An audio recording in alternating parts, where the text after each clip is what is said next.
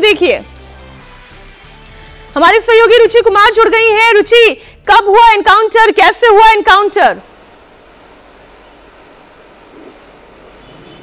देखिए, पुलिस क्योंकि जिस दिन से घटना हुई तो जो मुख्य आरोपी थे अब्दुल हमीद और 2 लड़के उनके, और पुलिस तलाश में थी क्योंकि वहां से नेपाल मुश्किल से 50 किलोमीटर दूर है। तो ऐसा कहा जा रहा था कि वो नेपाल भाग गए हैं और अब पुलिस का यही कहना है कि वो नेपाल भागने की फिराक में थे और उसी में ये एनकाउंटर हुआ है। ये क्या अकेला भागने की कोशिश कर रहा था? किन परिस्थितियों में ये एनकाउंटर किया गया पुलिस की ओर से और क्या जानकारी मिल पाई है रुचि? कि कहा यही जा रहा है कि जो अब्दुल हमीद का बेटा है सरफराज, जो एक आरोपी था और उस साथ में तालिब था जिसका एनकाउंटर हुआ है, नेपाल भागने की फिराक में थे और तभी पुलिस का एनकाउंटर हुआ है। और अब क्योंकि इतनी बड़ी घटना थी, एक आदमी की जान इसमें चली गई थी, तो पूरी एसटीएफ वहाँ पे छप्पे छप्पे पे एसटीएफ की टीम आपको दिखाई दे जाती है और ये कहा जा रहा है कि भागने की फिराक के बीच में ही ये एनकाउंटर किया गया है। मतलब आप ये बता रही हैं कि ना सिर्फ सरफराज बल्कि उसके साथ से आरोपी तालिब, उसका भी एनकाउंटर हुआ है?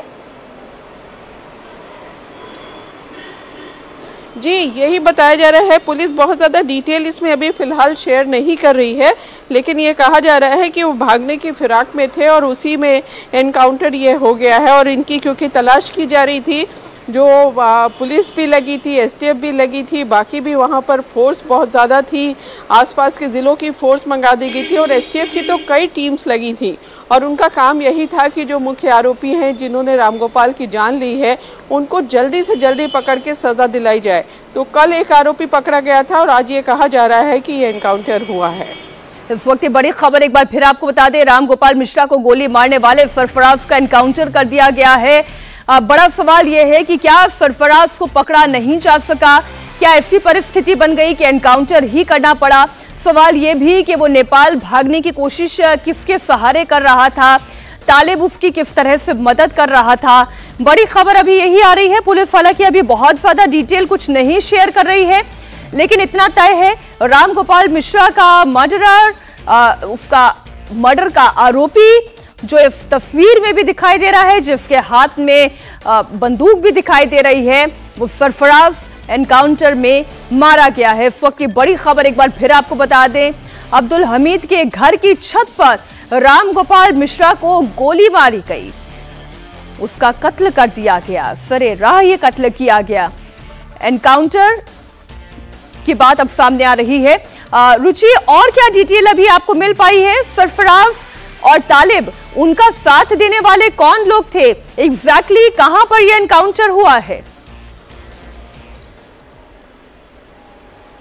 देखिए, जैसा मैंने बताया कि पुलिस बहुत ज़्यादा डिटेल शेयर नहीं कर रही, क्योंकि ये जो पूरा मामला था इसमें मुख्य आरोपी अब्दुल हमीद था और उसके बेटे को भी आरोपी बनाया गया था। 10 लोगों के खिलाफ ये एफआईआर हुई थी, जिसमें से 6 नामजद थे, जिसमें से 3 अब्दुल हमीद के परिवार के थे। अब्दुल हमीद, उसका बेटा सरफराज और एक बेटा फ़हीम, ये आरोपी थे। तलाश हो रही थी, पुलिस तलाश कर रही थी इन सारे आरोपियों को की, और कल एक आरोपी पकड़ा गया था, उससे पुलिस ने कुछ पूछताछ की थी, उससे शायद कुछ क्लू मिला है और उसी के बाद ये एनकाउंटर हुआ है। और बहुत ज़्यादा जानकारी, जैसे मैंने बताया, कि अभी पुलिस नहीं शेयर कर रही है।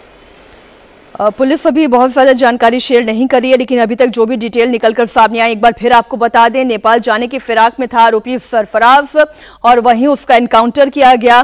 आरोपी सरफराज के साथ तालिब भी मौजूद था। ये तालिब कौन है, इसके बारे में क्या जानकारी और आपके पास रुचि? नहीं, हमने दूसरा फोन। इस वक्त की बड़ी खबर एक बार फिर आपको बता दें, नेपाल भागने की फिराक में था सरफराज और उसका एनकाउंटर कर दिया गया। उसके साथ तालिब नाम का भी एक शख्स मौजूद था, उसका भी एनकाउंटर कर दिया गया है।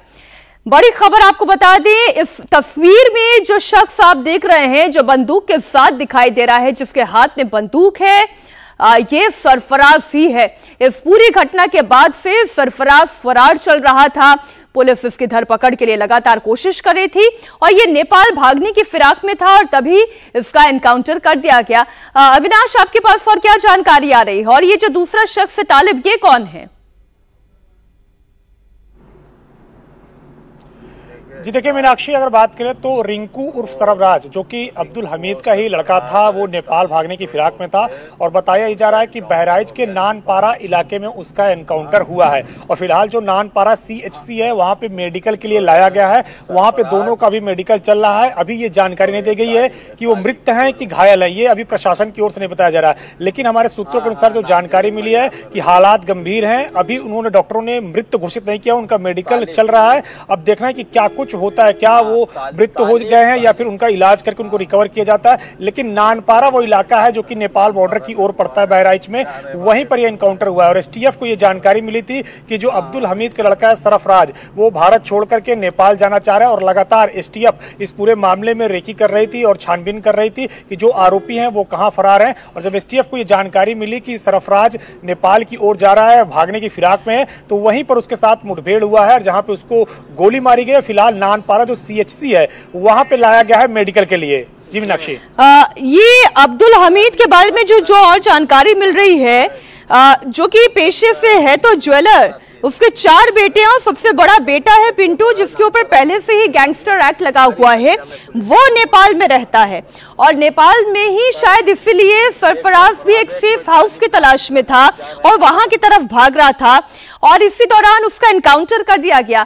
एक बार फिर हम अपने दर्शकों को क्लियर कर दें कि केवल एक एनकाउंटर नहीं बल्कि 2 एनकाउंटर हुए हैं सरफराज के साथ।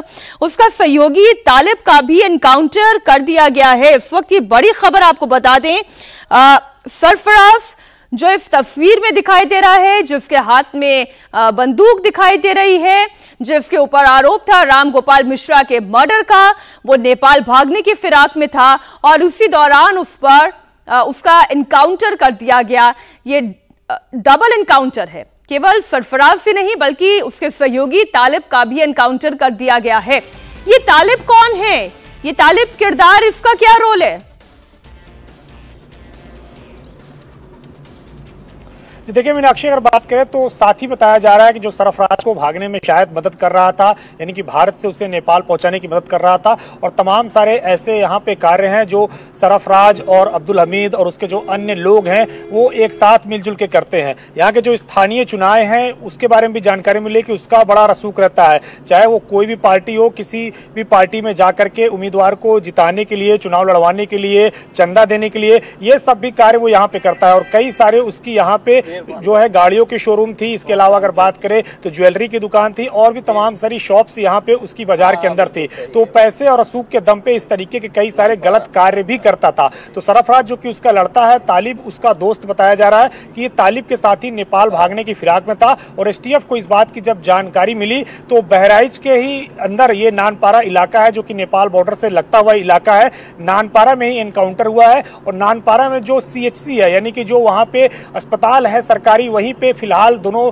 जो लोग हैं जिनका एनकाउंटर हुआ है उसकी वहां पे अभी मेडिकल रिपोर्ट कराई जा रही है। डॉक्टरों की एक टीम वहां पे मौजूद है और पूरी STF की टीम भी वहां पे मौजूद है। हम भी कुछ देर पे वहां पे पहुंचेंगे और जो घटनास्थल है, घटनास्थल में जहां पे एनकाउंटर हुआ है वहां से बताया जा रहा है कि हथियार भी बरामद हुए हैं इनके पास से। यानी कि पूरी तरीके से इनकी यही मंशा थी कि भारत छोड़ के नेपाल भाग जाया जाए और नेपाल में एक सुरक्षित स्थान ढूंढ करके वहीं पे अब आगे जीवन व्यतीत किया जाए या आगे वहीं पे रहा जाए। इस तरीके की कुछ उनकी मंशा थी और यही कारण है कि STF को इस पूरी जानकारी की जो है जानकारी लगी और उसके बाद फिर STF ने एनकाउंटर किया। चूंकि बहराइच नेपाल से लगता हुआ बॉर्डर है, तो जो बॉर्डर के इलाके हैं वहां पे भी STF की काफी ज्यादा छानबीन चल रही थी कि जिस तरीके से सारे आरोपी फरार हुए हैं वो कहीं ना कहीं नेपाल भागने की कोशिश में है। आज सुबह अगर बात करें तो इसी में एक अन्य नामजद आरोपी दानिश है, उसको भी गिरफ्तार किया गया है नेपाल बॉर्डर के करीब से ही। तो इसलिए STF की खास तौर से नजर नेपाल बॉर्डर और आसपास के जिलों में भी है और आसपास के जो जिले हैं वहां की जो पुलिस है उनको भी अलर्ट पर रखा गया है। और नेपाल बॉर्डर पर भी पूरी तरीके से STF हो या जो वहां पे बॉर्डर पे सिक्योरिटी फोर्सेस तैनात हैं उनको भी अलर्ट पे रखा गया है। और खुद STF पूरी तरीके से मौके पर पहुंच करके जो दोनों मृतक हैं उनको लेकर के अभी पहुंची है CHC में, वहां पे उनका मेडिकल कराया जा रहा है। बिल्कुल अविनाश, आप बने रहिए हमारे साथ। इस वक्त की बड़ी खबर फिर आपको बता दें, बहराइच मामले में रामगोपाल मिश्रा पर गोली मारने वाले का पुलिस ने एनकाउंटर कर दिया है। नेपाल भागने की फिराक में था सरफराज, उसका साथ दे रहा था तालिब। ये डबल एनकाउंटर हुआ है। इस वक्त पूरी रिपोर्ट तैयार की जा रही है, कहां एनकाउंटर हुआ, कैसे एनकाउंटर किया गया, किन परिस्थितियों में उन्हें गोली मारी, कहां गोली जाकर लगी, कैसे ये नेपाल भागने की फिराक में थे और नेपाल को ही क्यों चुना गया? ऐसे बहुत सारे सवाल हैं जिनका जवाब अभी पुलिस की ओर से आना बाकी है। लेकिन बड़ी खबर आपको बता दें, तालिब और सरफराज दोनों का एनकाउंटर कर दिया गया है। अविनाश हमारे साथ जुड़े हुए हैं। अविनाश, इस वक्त दोनों की बॉडीज को कहां रखा गया है? क्या इस वक्त पुलिसिया कार्रवाई चल रही है? ठीक, हाँ। आपको बता दें अभी की घटना है। जी अविनाश, एनकाउंटर के बाद उनकी क्या स्थिति है, इसको लेकर के अभी जो है जानकारी ली जा रही है। और अभी जो हमें सूत्रों के अनुसार जानकारी मिली है कि दोनों को लेकर के बहराइच आ रही है एसटीएफ, और बहराइच में फिर आगे की जो मेडिकल की कार्यवाही है तमाम वो की जाएगी। अभी ये प्रशासन की ओर से नहीं बताया जा रहा है कि दोनों आरोपी मृत हैं या जीवित हैं या घायल हैं या किस तरीके से उनको चोट लगे, इस तरीके की कोई भी जानकारी नहीं दी जा रही है। अभी जो हमें लेटेस्ट जानकारी मिल रही है वो ये कि नानपारा जो सीएचसी है वहां से अब दोनों को एसटीएफ लेकर के बहराइच जिला अस्पताल आ रही है और वहां एक डॉक्टरों की टीम बनाई जा रही है सीएमओ के नेतृत्व में। वो आगे अब पूरा परीक्षण करेगी कि आगे कहां उनको किस तरीके से गोली लगी है, क्या आगे उनका मेडिकल रिपोर्ट है, क्या आगे उनकी जो है शारीरिक स्थिति है, ये तमाम सारी चीजों की अब बहराइच में जांच की जाएगी। अब दोनों को लेकर के बहराइच आ रही है यूपी एसटीएफ। मीनाक्षी, ये लेटेस्ट जानकारी है। नानपारा में ये एनकाउंटर हुआ है। एनकाउंटर स्थल से पहले उनको नानपारा सीएचसी ले जाया गया। नानपारा सीएचसी में चूंकि सीएचसी काफी छोटा सेंटर होता है, हेल्थ सेंटर होता है, वहां पे अगर बात करें तो उस तरीके की सुविधाएं नहीं होती है। जो स्थानीय डॉक्टर होते हैं जो वहां पे वो थोड़ी मोड़ी जो छोटी मोटी जांच है वो कर सकते हैं, और जो गंभीर जो है बीमारियां नहीं होती उसका इलाज होता है। अब सीएचसी से उनको रिफर किया गया है जिला अस्पताल के लिए, यानी कि अब उनको जिला अस्पताल लाया जा रहा है। और यहाँ पे चूंकि बड़ी डॉक्टरों की टीम होती है तो सीएमओ के नेतृत्व में एक डॉक्टर की टीम बनाई गई है जो कि पहले से। अविनाश, आप रहे हमारे साथ रुचि के पास अभी बड़ी खबर है। रुचि बताएं।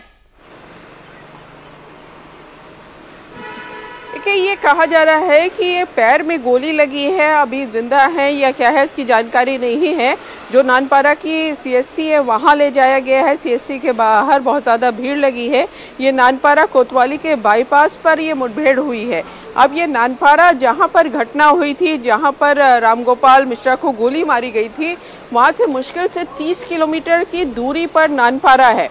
और ये जो अब्दुल हमीद का परिवार है, ये ज्वेलर हैं, सराफा का काम है इनका।